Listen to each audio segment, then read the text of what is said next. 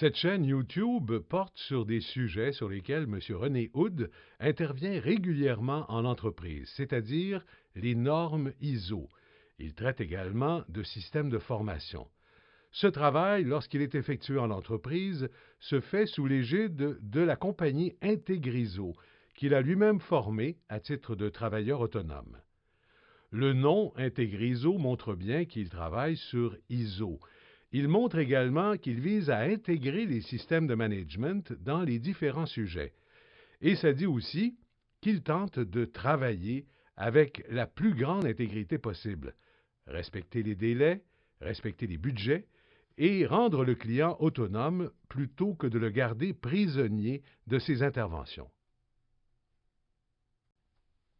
Le sujet ISO 45001 Présentation générale a été scindé en 2 modules pour maintenir une durée raisonnable. Le premier module, c'est une introduction qui nous mène vers une norme internationale en santé-sécurité. Le second module porte spécifiquement sur un survol d'ISO 45001. Donc, allons-y avec notre premier module intitulé « Vers une norme internationale en santé-sécurité au travail » et qui présente justement le cheminement qui a été suivi et qui nous a menés vers l'adoption d'ISO 45001. Le module est subdivisé en 3 sections. Dans un premier temps, l'introduction sera faite avec mise en contexte. Dans un deuxième temps, nous examinerons l'évolution des systèmes de management. Et enfin, nous parlerons de manière plus spécifique du processus et du calendrier de développement d'ISO 45001.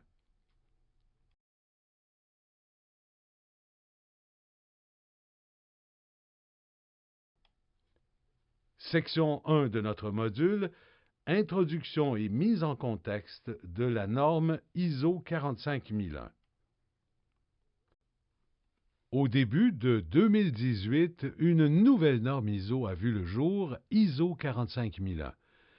Le fait que l'on ait adopté une norme ISO constitue l'aboutissement de 3 évolutions parallèles. Premièrement, les approches législatives. Deuxièmement, les approches conceptuelles en santé et sécurité au travail. Et troisièmement, les systèmes de management ISO. Et on verra un peu plus loin les détails de tout cela. Également, la norme ISO 45001 ayant été adoptée est conforme à la structure cadre, la High Level Structure, qui est commune à toutes les normes de management adoptées ou révisées depuis 2012.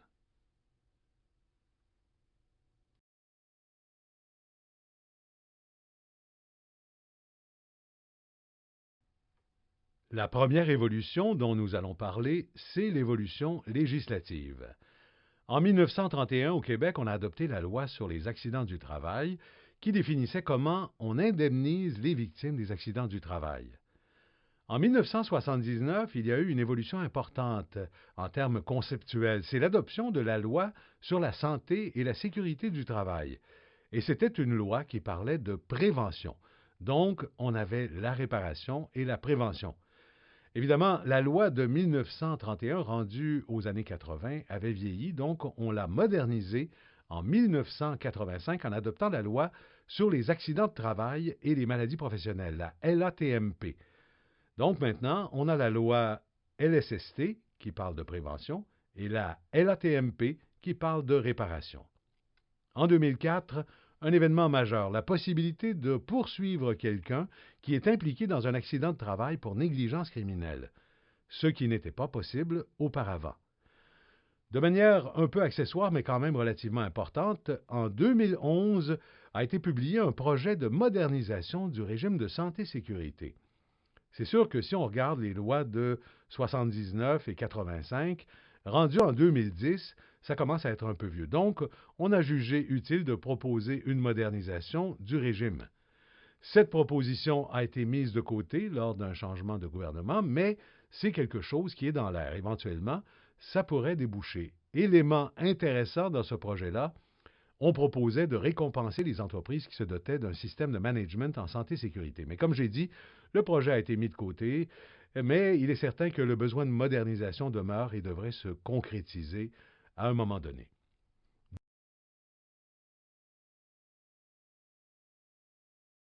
Deuxième sujet qui fait l'objet d'une évolution, c'est le concept de management ou de gestion de la santé et sécurité au travail.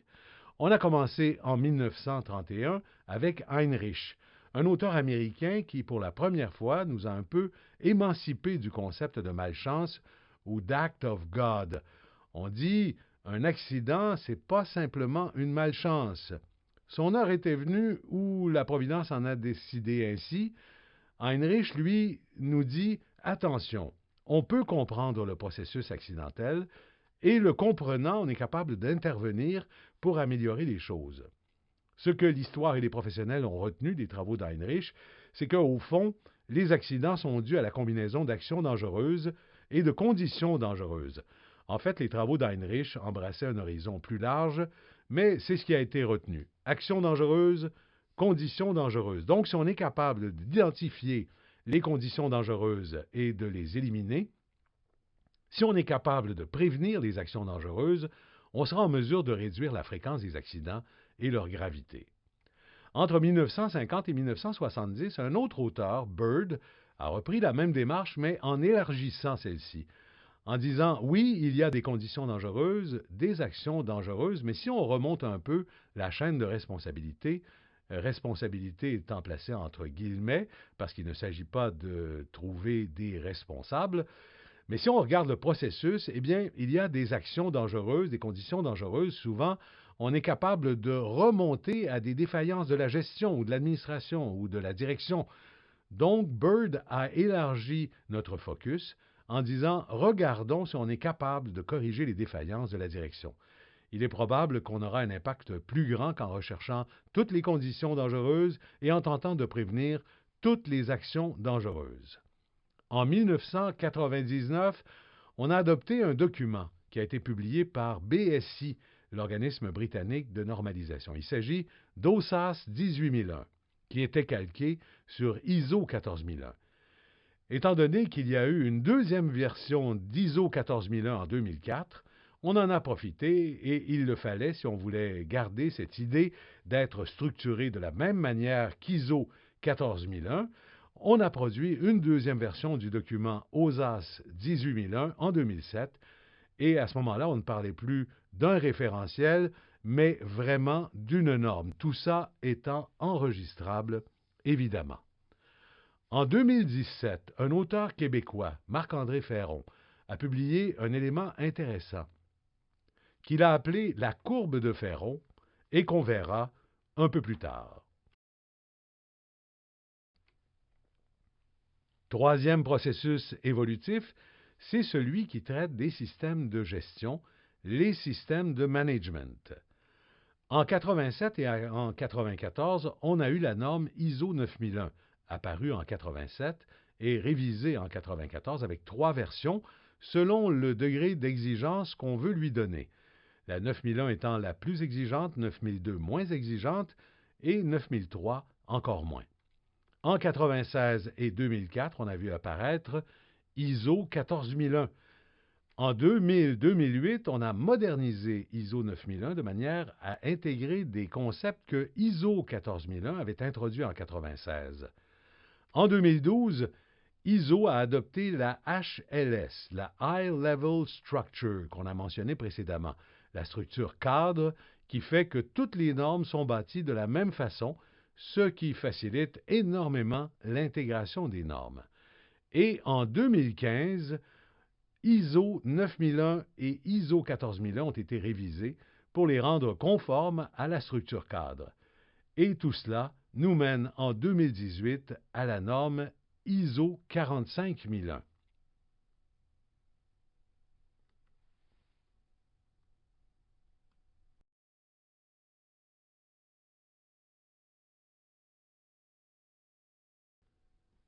Maintenant, revenons sur l'évolution des systèmes de management parce que c'est ce qui nous intéresse de manière plus directe. Comme notre module traite de l'évolution des systèmes de management, il nous apparaît intéressant de dire quelques mots concernant quelques référentiels qui ont été en vigueur du côté santé et sécurité et aussi environnemental, parce que souvent on faisait l'amalgame entre santé, sécurité et environnement. D'ailleurs, il y a plusieurs professionnels du domaine qui coordonnent en même temps santé, sécurité et environnement, parce qu'il y a beaucoup d'entreprises qui considèrent cela compatible. Donc, parmi les référentiels qui ont été proposés, et il y en a eu énormément, on peut en mentionner 5. Le premier, c'est le référentiel DuPont de Nemours, compagnie de produits chimiques. Son référentiel s'est appelé STOP, acronyme de Safety Training Observation Program. Comme le nom le dit, c'est un programme qui est basé sur l'observation, de manière à détecter les actions et les conditions dangereuses en vue de les prévenir. C'est un référentiel qui a eu beaucoup de succès et qui a été repris par de nombreuses organisations. Le deuxième référentiel, c'est le système international d'évaluation de la sécurité, qu'on appelait en français SIES, qui est une traduction de l'International Safety Rating System, basé sur les concepts de BIRD, et qui parle de perte, loss control en anglais. Et le système international d'évaluation de la sécurité comporte 20 sujets sur lesquels les entreprises devront agir. C'est une série d'activités qu'on va voir dans les différents systèmes de gestion. Le troisième, c'est le référentiel ILO OSH 2001, un document proposé par le Bureau international du travail. En anglais, c'est International Labour Organization, ce qui explique le ILO. C'est un référentiel qui a été beaucoup utilisé et documenté, surtout en Europe. Le quatrième référentiel en est un qui a moins d'histoire. La raison pour laquelle nous vous le présentons, c'est qu'il est axé sur la diligence raisonnable. C'est vraiment son originalité. La diligence raisonnable, qu'est-ce que c'est? C'est ce qu'une entreprise doit faire pour être considérée comme responsable en termes de santé-sécurité. Ça s'applique en environnement et ça s'applique à bien d'autres endroits. Essentiellement, la diligence raisonnable, c'est 3 devoirs auxquels l'entreprise doit se conformer. Le devoir de prévoyance, donc une entreprise doit démontrer qu'elle a prévu les événements malheureux, les accidents qui pourraient survenir. Le deuxième, c'est un devoir d'efficacité, c'est-à-dire que l'entreprise doit avoir mis en place des processus qui assurent que les dangers sont maîtrisés. Et le troisième devoir, c'est le devoir d'autorité, c'est-à-dire que ce que l'entreprise a déterminé et mis en place, elle doit avoir pris les moyens pour le faire respecter. On aura l'occasion de revenir éventuellement là-dessus. Donc, ce que Marc-André Ferron a fait, c'est qu'il a publié un livre, Diagnostic, outils d'évaluation de la gestion de santé-sécurité. Son entreprise, c'est Gestion Authentique, qui est l'éditeur du document. C'est un outil d'évaluation basé sur une série d'activités qui sont classées en fonction des 3 devoirs: prévoyance, efficacité et autorité. C'est une approche très intéressante et c'est pourquoi nous la mentionnons. Le 5e référentiel s'appelle Gestion responsable. Il a été placé en dernier parce que c'est un référentiel qui est beaucoup axé sur l'environnement, mais en même temps aussi qui traite de santé et sécurité et qui est souvent mentionné par les gens de santé et sécurité. En anglais, ça s'appelle Responsible Care Management System et c'est l'industrie chimique canadienne qui a mis ça en place.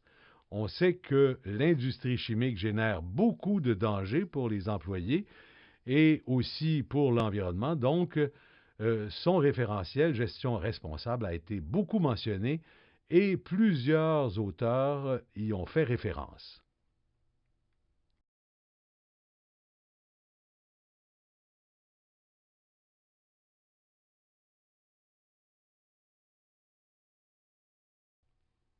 On a parlé déjà de Marc-André Ferron et de son concept de diligence raisonnable.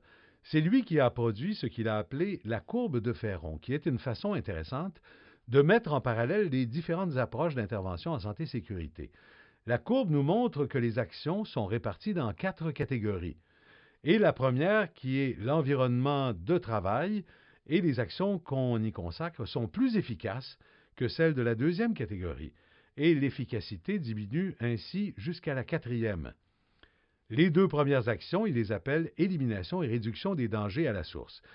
C'est-à-dire qu'une fois qu'on a fait ça, il n'y a plus de danger, ou en tout cas, les dangers ne peuvent plus nous faire mal. Le premier élément, il l'a appelé macro-design. Et là, on est complètement en amont de l'existence du milieu de travail. Ce sera par exemple l'architecture, l'ingénierie. Ce qu'on va faire, c'est concevoir un environnement de travail qui va être dénué de danger ou dans lequel il y aura moins de danger. La deuxième catégorie, ça traite de micro-design, c'est-à-dire que là, on va faire la même chose que dans macro-design, mais sur des éléments plus petits, l'ergonomie, l'aménagement, les outils. On va s'organiser pour que nos équipements soient dépourvus de danger. Le numéro 1 parle de l'élimination des dangers à la source, le numéro 2 de réduction. Les deux derniers mettent l'accent sur la gestion des comportements organisationnels et individuels. Le troisième volet, ce sont les tâches et l'organisation. Donc, c'est vraiment organisationnel. On va prendre des actions au niveau de l'organisation pour que les dangers ne provoquent pas d'accident. Et le dernier volet s'adresse aux individus. C'est le dernier, mais non pas le moindre, puisque 100% des accidents avec blessure impliquent un individu. Donc, l'individu est très important. Toutes les stratégies qui vont porter sur le comportement des individus, leur efficacité, leur connaissance, leurs compétences, sont dans le quatrième volet, mais ont moins de chances d'être efficaces que les autres, tout en étant absolument essentielles. L'idée d'avoir une hiérarchie n'est pas de sous-entendre que l'une ou l'autre des quatre catégories est inutile, mais plutôt d'avoir une hiérarchie entre des actions toutes utiles. Pour le sujet de l'évolution des systèmes, nous allons reprendre l'une des images précédentes, qui traitait de l'évolution des concepts pour y ajouter quelques éléments. Le tableau que vous voyez permet de faire ce survol. La première colonne, ce sont les périodes. La deuxième colonne, ce sont les jalons. On voit bien tout d'abord ISO 9001, 2, 3. Ensuite, ISO 14001, ISO 9001, 2000 et 2008. OSAS 18001, le premier élément de type ISO en santé-sécurité. La structure cadre HLS. Ensuite, en 2015, les deux mises à niveau 9001, 14001, selon HLS. Et ensuite, en 2018, 45001. Voyons les commentaires. Dans un premier temps, la version initiale d'ISO 9000 traitait de l'assurance de la qualité, l'objectif étant de donner au client confiance vis-à-vis de la conformité à ses exigences. Autrement dit, si quelqu'un veut tel produit avec telle spécification, il faut qu'il soit certain que les spécifications vont être respectées, et ce, de façon constante. Avec ISO 14001, on commence à parler de management en fonction de l'environnement. Plusieurs éléments dans ISO 14001 ont été trouvés très intéressants, et c'est pour ça qu'on a mis à niveau 9001 en 2000 et ensuite une version mineure en 2008. On a, à ce moment-là, arrêté de parler d'assurance de la qualité pour parler de management de qualité. On a commencé à parler de l'approche processus, qui est une variante de l'approche systémique qui est très utilisée en biologie. Et on détecte à ce moment-là une forte influence du modèle japonais. Ceux qui se rappellent ces années-là conviendront qu'on était obsédé par le modèle japonais de production, entre autres, et de façon plus spécifique, le modèle Toyota. Avec OSAS, on a commencé à parler de management de santé-sécurité. Et on a calqué complètement la structure d'ISO 14001 en la mettant à niveau en termes de santé-sécurité comparativement à l'environnement. Ce qui fait que c'était très facile d'intégrer environnement et santé-sécurité. La structure cadre, on en a parlé. Ensuite, en 2015, on a la structure commune de 9001, 14001 et on a renforcé l'approche processus. Et une autre mode, qui n'est cependant pas une mode farfelue, appliquer de manière systématique le concept d'analyse de risque vis-à-vis les processus. Un autre élément qui est apparu à ce moment-là, c'est l'intégration à la gestion stratégique de l'organisme. Au lieu de parler d'une organisation avec un système qualité ou avec un système de gestion environnementale, on parle du volet qualité, du volet environnement de la gestion globale de l'organisme. C'est un élément qui est apparu et qui se renforce. En 2018, on parle de ISO 45001 avec une approche d'intégration des 3 volets. Nous avons parlé quelques fois de la structure cadre jusqu'à maintenant et nous allons voir ce que cela comporte. Il y a 10 articles ou 10 sections. L'article 1, c'est le domaine d'application. L'article 2, ce sont les références normatives. Et l'article 3, les termes et définitions. Disons tout de suite que dans ISO 45001, il n'y a pas de référence normative. Les termes et définitions, ce qu'il y a d'intéressant, c'est que dans la perspective d'intégration ou de compatibilité entre les différents sujets, qualité, environnement, santé, sécurité et autres dans le HLS, la structure cadre, on a une série de définitions de termes qui sont proposées et qui sont reprises d'une norme à l'autre. Les définitions sont également compatibles.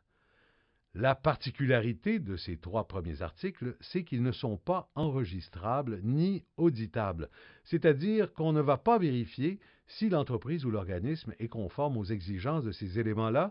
Ce sont des articles plutôt informatifs. Les 7 autres articles sont auditables et définissent de manière plus précise ce que devrait être un système de management. Dans l'article 4, on nous parle du contexte de l'organisme. Il faut tenir compte de l'environnement interne et externe auquel l'organisme est confronté. Dans l'article 5, on précise les exigences de leadership qui sont très importantes, étant donné qu'on parle d'intégration des systèmes de management à la gestion globale de l'entreprise. L'article 6 décrit ce qu'on doit faire en termes de planification pour que notre système fonctionne bien. L'article 7 définit quelles sont les ressources qui doivent être investies dans le système. L'article 8 définit comment on devrait s'y prendre pour travailler de manière à réduire les problèmes de santé et sécurité. L'article 9 nous dit comment on devrait évaluer nos performances. Et l'article 10 parle de l'amélioration. C'est la structure de la norme, 10 articles pour 9001, pour 14001, c'est la même chose. Donc, si on veut faire une intégration, par exemple, pensons au leadership, il est clair que le leadership ne va pas changer que l'on parle de qualité d'environnement ou de santé-sécurité. Donc, la description du processus de leadership sera commune aux 3 volets. Le contexte de l'organisme, c'est la même chose.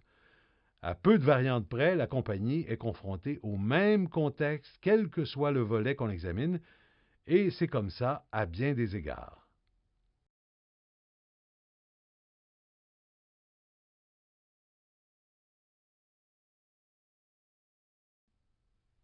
Donc, résumons-nous. Un point majeur, c'est que les 2 normes, qualité et environnement, ont été révisées pour les rendre conformes à la structure cadre. Cela a donné ISO 9001-2015 sur les systèmes de management de la qualité, ISO 14001-2015 sur les systèmes de management environnemental. Par la suite, en 2018, la nouvelle norme ISO 45001, également conforme à l'HLS, ça nous donne un document dont le titre est Système de management de la santé et sécurité au travail, exigences avec directives d'utilisation.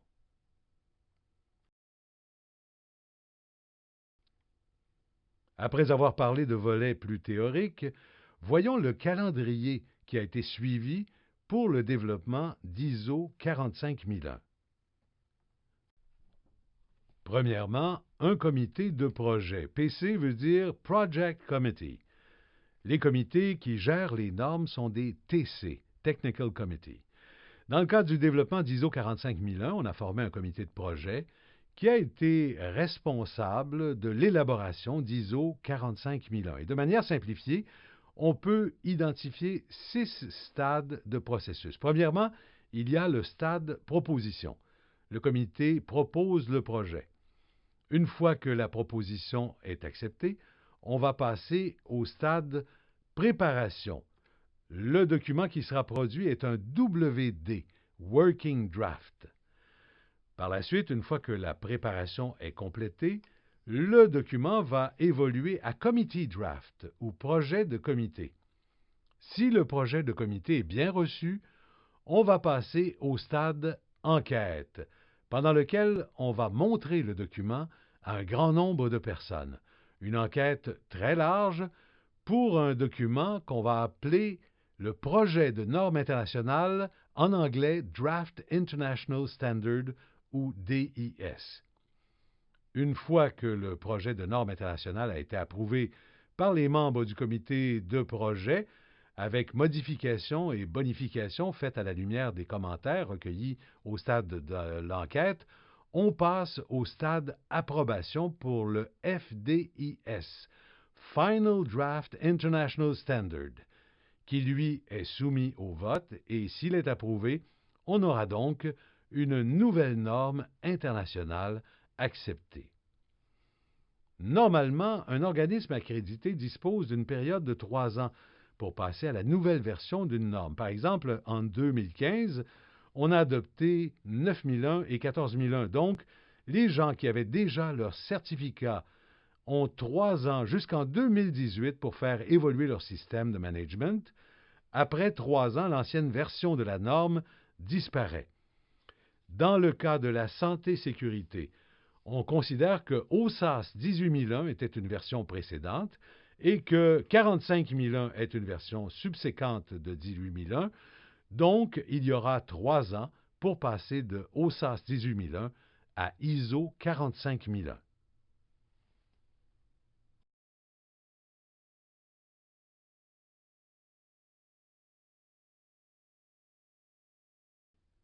Maintenant qu'on a vu toutes les étapes, on peut voir quelle a été la chronologie. Au stade de proposition, le projet a été approuvé en juin 2013. On a eu un working draft, 2 comités draft, 2 draft international standard et un document FDIS qui a été soumis au vote entre le 30 novembre 2017 et le 25 janvier 2018. À cette dernière date, on a annoncé que le projet a été accepté, donc la publication, c'est février-mars 2018.